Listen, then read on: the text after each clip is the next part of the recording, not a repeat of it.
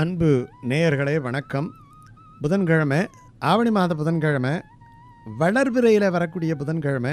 எவ்வளவு ஒரு பெருமை பாருங்கள் அந்த நாளுக்கு. அது மட்டும் இல்லை, இன்றைக்கி ஏகாதசி நாள். இந்த ஏகாதசி வாமன அவதாரத்தை ஒட்டி வருகின்ற ஒரு ஏகாதசி என்பது இதனுடைய சிறப்பு. இந்த ஏகாதசி விரதம் என்பது பகவானுடைய அன்பையும் அருளையும் பரிபூரணமாக பெற்றுத்தரும். அவருடைய அனுகிரகம் ரொம்ப அற்புதமான முறையிலே கிடைக்கும். இது பூராட நட்சத்திரத்தில் வருது, புதன்கிழமை வருது. புதன்கிழமைங்கிறது மகாவிஷ்ணுவுக்குரிய தினம். பூராட நட்சத்திரம்ங்கிறது சுக்கிரனுடைய நட்சத்திரம். மகாலட்சுமி செல்வத்தை கொட்டுகின்ற ஒரு நட்சத்திரத்திலே ஏகாதசி விரதத்தை இருந்தால் நாம் கேட்காமலேயே நாம் விரும்புகின்ற இகபர சுகங்களெல்லாம் தானே தேடி வரும். சகல பாவங்களும் நீங்கும், சகல தோஷங்களும் நீங்கும். இத்தனையும் இருக்கக்கூடிய இந்த ஏகாதசி என்று நம்ம என்ன பண்ணணும்? பகவானையே நினைத்து கொண்டு அவனுடைய திருநாமங்களை சொல்லி நம்ம அவனையே வணங்க வேண்டும். அந்த துவாதசி அடுத்த நாள், அந்த துவாதசிக்கு ஒரு பேர் இருக்குது, விஜய துவாதசி என்று பேர். வெற்றியை தருகின்ற துவாதசி. எப்படி ஏகாதசிக்கு எப்படி பெயர் இருக்கோ அதே மாதிரி துவாதசிக்கும் பெயர் இருக்கிறது. அந்த துவாதசி அன்னைக்கு பார்த்திங்கன்னா ரொம்ப எளிமையான தூய்மையான உணவு. அந்த உணவை நாம் இறைவனுக்கு நிவேதனம் செய்துவிட்டு அடியார்களோடு நாம் உண்ண வேண்டும். அவ்வளவுதான் ஏகாதசி விரதம் என்பது. இந்த ஒவ்வொரு ஏகாதசிக்கும் ஒவ்வொரு சிறப்பு இருக்குது. 24 ஏகாதசிகளிலும் ஒரு மனிதன் இகத்திலும் பரத்திலும் பெற வேண்டிய அத்தனை சௌபாக்கியங்களும் அந்த ஏகாதசி விரதத்தில் சொல்லப்பட்டிருக்கு. ஏகாதசி விரதத்தால் கிடைக்காத நற்பலன் ஏதாவது இருக்குன்னா கிடையவே கிடையாது. செல்வம், கல்வி, ஆயுள், ஆரோக்கியம், இழந்ததை பெறுதல், புதிதாக பெறுதல், பதவி உயர்வு, புதிய பதவிகள், ஒரு மனிதனுக்கு தேவையான இகத்திலே தேவையான அத்தனை நன்மைகளும், இறந்த பிறகு அந்த பரம் என்று சொல்லப்படுகின்ற மறு உலகத்துக்கு தேவையான அத்தனை சிறப்புகளும் நன்மைகளும் இந்த விரதத்தாலே கிடைக்கும். அது ரொம்ப முக்கியமான விஷயம்.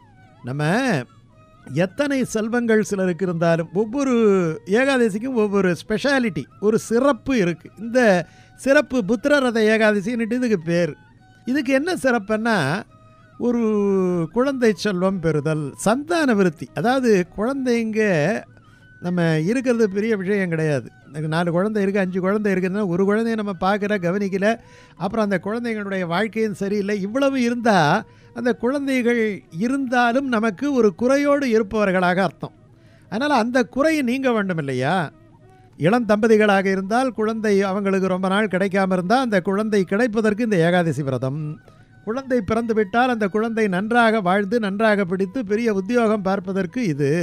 நல்ல படித்த குழந்தையாக இருந்தால் நல்ல விதமான வருமானம் தேடுவதற்கு இது. ஒழுக்கத்தோடு இருப்பதற்கு இது. கெட்ட பழக்கங்கள் இருந்தால் நீங்குவதற்கு இது. அப்புறம் அதுக்கு அந்த குழந்தைக்கு ஒரு கல்யாணம் காட்சி பண்ணி வைக்கணும், நல்ல இடத்துல சம்பந்தம் கிடைக்கணும், நல்ல மனைவி அமையணும், அவனுக்கு நல்ல குழந்தைகளெல்லாம் பிற்காலத்திலே பிறக்கணும். இப்படி வழி வழியாக நமக்கு நல்லது நடைபெற வேண்டும். அந்த பூர்வ வினைகளெல்லாம் நீங்கி நமக்கு நல்லது நடைபெற வேண்டும். இதற்கு ஒரு அழகான கதையை ஒன்று சொல்கிறாங்க. மாகிஷ்மதி அப்படிங்கிற ஒரு நாடு, அங்கே மஸ்ஜித் அப்படிங்கிற ஒரு மன்னன் ஆண்டு வந்தான். ரொம்ப அற்புதமாக ஆண்டு வந்தான். யாருக்கும் அதிகமான வரி அவன் விதிக்கிறது கிடையாது. ஏழைகளுக்கு அள்ளி அள்ளி கொடுப்பான். அதனால் அந்த மக்களெல்லாம் இந்த ராஜா மீது ரொம்ப பிரியமாக இருந்தாங்க. அந்த ராஜாவுக்கு ஒரு சின்ன கஷ்டம் வந்துட்டால் கூட இவங்க தவிக்க மாட்டாங்க. அதாவது ராஜாவுக்கு கஷ்டம் வந்தால் ஜனங்களுக்கு அது மிகப்பெரிய கஷ்டமாக இருக்கும். ராமாயணத்தில் ராமனுக்கு எப்படிப்பட்ட குணச்சிறப்பை கம்பன் சொல்லுகிறார் அப்படின்னு சொன்னால், அந்த அயோத்தியில் யாருக்கு கஷ்டம் வந்தாலும் ராமன் தனக்கு வந்த கஷ்டமாக எடுத்துப்பான். யாராவது ஒரு வீட்டில் குழந்தைக்கு உடம்பு சரியில்லை அப்படிங்கிற தகவல் இவன் காதுக்கு வந்து விட்டால் உடனே அங்கே போயிட்டு ஏது குறை ஏது இல்லை அப்படின்ட்டு கேட்பானா. உங்களுக்கு என்ன கஷ்டம், ஏன் பையன் சரியா இல்லையா, ஆஸ்பத்திரியில் கொண்டு போய் சேர்த்தீங்களா என்று சொல்லி தன்னுடைய செல்வாக்கை பயன்படுத்தி அந்த குழந்தைக்கு என்ன வேணுமோ அதை செய்வானா. அந்த குழந்தை கஷ்டம் நீங்கி அதுக்கு நல்லா ஆன பிறகுதான் அவன் தன்னுடைய கஷ்டத்தை நீக்கி கொள்வான். இது பகவானுக்கே உரிய குணம். ஆனால் இந்த இடத்துல எப்படி இருக்குன்னா, மன்னனுக்கு ஒரு சின்ன கஷ்டம்னா மக்களும், இது ரெசிப்ரோகேட்டிங் தானே, ஒருவருக்கு ஒருவர் தானே. ஆகையினாலே அவர்கள் அப்படி இருந்தார்களாம். அப்படிப்பட்ட அந்த மன்னனுக்கு எல்லா புகழ் இருந்தாலும் கூட பல்லாண்டுகளாக குழந்தை பாக்கியம் இல்லாமல் இருந்தது.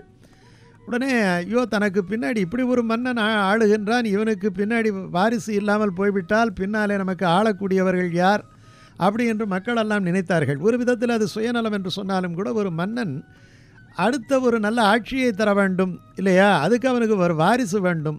இந்த வாரிசு பிறக்கல. மன்னன் அதை பற்றி கவலைப்படல, மக்கள் கவலைப்பட்டாங்க. தங்களுக்கு அடுத்து ஆளுகின்ற மன்னன் நல்ல மன்னனாக இருக்கணுமே, இதையா இவனுக்கு வாரிசு இல்லாமல் போயிடுச்சுன்னு நினச்சி இவர்கள் இதுக்கு என்ன பண்ணலாம் அப்படின்னு நினச்சி பக்கத்தில் இருந்த ஒரு காட்டிலே போய் ஒரு முனிவர் இடத்துல போய் கேட்கிறார்கள். அந்த முனிவர் சொல்லுகின்றார், உங்கள் மன்னனுக்கு பூர்வ குறை ஒன்று இருக்கிறது, பழைய தோஷம் ஒன்று இருக்கிறது, பழைய பாபம் ஒன்று இருக்கிறது. அதனால் அவனுக்கு குழந்தை பிறக்கவில்லை. அப்போ சரி ரைட்டு, நீங்கள் காரணத்தை சொல்லிட்டீங்க, இதுக்கு பிராயச்சித்தம் இருக்குது இல்லையா? எல்லா விஷயங்களுக்குமே ரிவர்ட்ஸ் பண்ணுறதுக்கு ஒரு விஷயம் இருக்குது.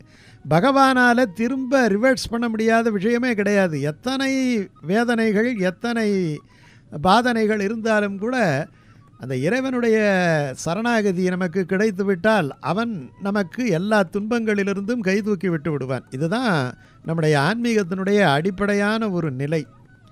இப்போது போய் கேட்ட உடனே அவர் சொல்லுகின்றார், இப்போ இந்த ஆவணி மாதத்தில் வளர்பிறை ஏகாதசின்னுட்டு ஒரு ஏகாதசி வருது. அந்த ஏகாதசி விரதத்தை நினச்சி பகவான் நாராயணனை வணங்குங்கள். பகவான் நாராயணனை நீங்கள் வணங்குங்கள். அவனுடைய அருளாலே உங்கள் மன்னனுடைய குறை தீர்மன்னவண்ணே. இவங்க என்ன பண்ணுறாங்க, அத்தானா பேரும் போய் அந்த முனிவரனுடைய வழிகாட்டுதலின் பேரிலே அவர்கள் அந்த ஏகாதசி விரதத்தை ஆவணி மாதம் வளர்பிறை, இப்போ என்ன ஏகாதசி விரதோ அந்த ஏகாதசி விரதத்தை அவர்கள் இருக்கிறார்கள். அந்த ஏகாதசி விரதத்தினுடைய பலனாக அடுத்த நாள் துவாதசியிலே முனிவர்களெல்லாம் இருக்கிறாங்க. எல்லாருக்கும் அவங்க ததியாராதனம் பண்ணி இப்போ ஒரு விஷயத்தை பண்ணுறாங்க. அவங்க என்ன பண்ணுறாங்கன்னா, மன்னர் மந்திரம் சொல்கிறார், இவர் அந்த ரிஷி மந்திரம் சொல்கிறாரு. இவங்க எல்லாம் என்ன பண்ணுறாங்க, எங்களுக்கு இந்த ஏகாதசியால் வந்த புண்ணியம் இருக்கும் இல்லையா, இந்த புண்ணியம் எல்லாம் எங்கள் மன்னனுக்கு சேர்ந்து அவனுக்கு ஒரு நல்ல குழந்தை பிறக்கட்டும் அப்படின்ட்டு தத்தம் செய்து கொடுக்குறாங்க. இந்த ஏகாதசி விரதத்தினுடைய பூரணமான பலனை இந்த ஏகாதசியில் இந்த மக்களெல்லாம் சேர்ந்து மன்னனுக்காக ஏகாதசி விரதத்தினுடைய பலனை தத்தம் செய்து கொடுக்கிறார்கள். அப்படி அவர்கள் செய்ததாலே அந்த புண்ணியமெல்லாம் ஒழுங்காக சேர்ந்து எல்லாம் ஒன்றா ஒரு அப்படியே குமுலேட்டிவாக போயிட்டு அந்த மன்னனுடைய குறையை தீர்த்து வைக்கிறது. அற்புதமான ஒரு குழந்தை அவனுக்கு பிறக்கிறது. தனக்கு தன்னுடைய மக்களால் இப்படிப்பட்ட ஒரு பலன் கிடைத்ததை நினைத்தும் அந்த ஏகாதசியினுடைய பலன் இவ்வளோ பெருசாக இருக்கா அப்படிங்கிற நினச்ச உடனே அவன் ஒரு சட்டமே போட்டுட்டான் அந்த மன்னன். இனி ஒவ்வொரு ஏகாதசியும் நம்முடைய மக்களெல்லாம் விரதம் இருக்க வேண்டும். அதனாலே நாட்டிலே பாவங்களெல்லாம் நீங்கி, அதாவது ஒரு பிரச்சனை வர்றது பாவங்களாலே வருது, தோஷத்தினாலே தான் வருது, அழுக்கினாலே தான் வருது இல்லையா? அதை நீக்க வேண்டும் என்று சொன்னால் அதற்கு எதிர்ப்பதமாக புண்ணியத்தை செய்ய வேண்டும். அந்த புண்ணியத்தினுடைய பலன் நமக்கு கொட்டி கிடப்பது எதிலே என்று சொன்னால் இந்த ஏகாதசியிலே. அதனால் இந்த ஏகாதசியை எல்லோரும் இருக்க வேண்டும் என்று கட்டளையிடுகின்றான். ஆலயங்களிலெல்லாம் விளக்கேற்றி வைத்து அவர்களெல்லாம் அற்புதமாக ஏகாதசி விரதத்தை இருக்கின்றார்கள். அதனால் நாடு இன்னும் சுபிட்சமாக ஓஹோன்னுட்டு இருக்குது. நாடு நன்றாக இருக்கும்போது ஒவ்வொரு மக்களுடைய வாழ்க்கையும் மிக அற்புதமாக மலர்கிறது. அப்படிப்பட்ட மலர்ச்சியை தருகின்ற விரதம்தான் இந்த ஏகாதசி விரதம்.